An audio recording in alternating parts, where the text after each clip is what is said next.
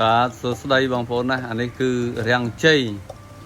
ទៅកំពង់ធំបងប្អូនណា5តោន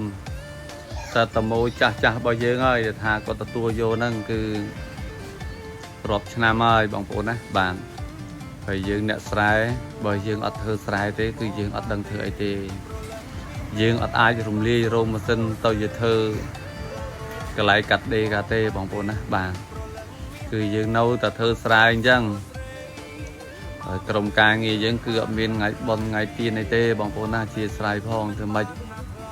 យើងកាន់ទុកអត់បានចូលរួមកម្មវិធីសម្រាប់ចូលឆ្នាំចូលអីទេហើយគូផ្សំនឹងសេដ្ឋកិច្ចក្រុមការងារយើងនោះវាដុនដាផងគឺអត់បានធ្វើស្អីទេបងប្អូនណាបាទធ្វើការធម្មតាលក់ស្រូវពូជធម្មតាហើយរែងស្រូវសម្អាតស្រូវឲ្យគេនោះក៏នៅតែធម្មតាដែរ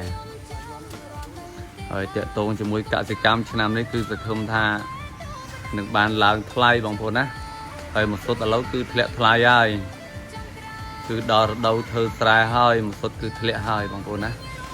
បើមួយសុទ្ធមិនធ្លាក់ទេកសិករគឺគាត់បោះបង់ដីហើយ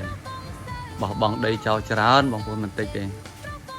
ក៏ប៉ុន្តែឡូវមួយសុទ្ធក៏ធ្លាក់ថ្លៃអញ្ចឹងបងប្អូនអាចធ្វើស្រែបានហើយតាមមើលអ្នកដែលគេត្រូវភ្ជួរគឺគេភ្ជួរឲ្យហាដីចោល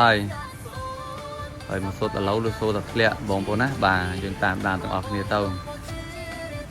ហើយពូជខាងសមាគមយើងគឺមានច្រើនបងប្អូនណាមានរាំងជ័យសែងពីដោកវ៉ាន់សង្ហែស្រាលសង្ហែថ្មីហើយជាពិសេសគឺរំដួលកសិករឥឡូវគាត់ងាកមករកប្រើពូជរំដួលបងប្អូនណាដោយសារគាត់គិតថាការចំណាយបូមទឹកបូមអីវាអស់ច្រើនអញ្ចឹងគាត់ប្រើពូជរំដួលច្រើនឆ្នាំនេះហើយខាងសមាគមយើងគឺមានពូជរំដួលស្តុកទុកច្រើនឆ្នាំនេះគឺជិត100តោនដែរបងប្អូនណាអត់ខ្វះទេហើយប្រភេទស្រូវធ្ងន់គឺយើងប្រើច្រើនឆ្នាំនេះដោយរាំងជ័យហើយសែនពីដោហើយជាមួយនឹងរំដួលហ្នឹងគឺស្រូវភាសាយើងហើយតែសែនពីដោគឺរៀងធ្ងន់បន្តិចបងប្អូនណា4ខែអាហ្នឹងសម្រាប់សែនពីដោហើយខាងសមាគមមានបើបងប្អូនត្រូវការសែនពីដោអាចកំងពីឥឡូវទៅគឺបានហើយតាក់ទងជាមួយនឹងរាំងជ័យនេះគឺមានដែរបងប្អូនកំងពីឥឡូវទៅគឺមានទុកជូនបងប្អូនប្រើគ្រប់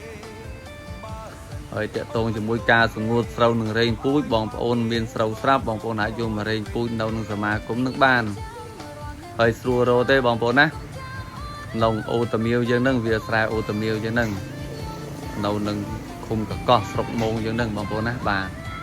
ហើយឥឡូវឈប់យើងក៏ផ្លែផ្កាច្រើនដែរបងប្អូនអាចមកលេងបានបងប្អូនណាបាទទេសចរបែបអ្នកក្រីក្រថាក្រីក្រឲ្យបងប្អូនណាយើងលាក់គៀកការទេវាក្រីក្រមែនអូខេបងប្អូនណាហេងដើមរដូវទាំងអស់គ្នា